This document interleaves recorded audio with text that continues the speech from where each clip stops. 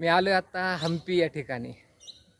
हे पाठीमागं दिसतंय, हे सगळं हम्पी आहे. ऊन येते डोळ्यावर. आहा, कसा काय व्ह्यू आहे. हे एक जगातलं मोठं आश्चर्य आहे. ही सगळी इथे या ठिकाणी कोरलेली मंदिरं, जी विजयनगर साम्राज्याचं या ठिकाणी अस्तित्व आपल्याला दाखवत आहेत.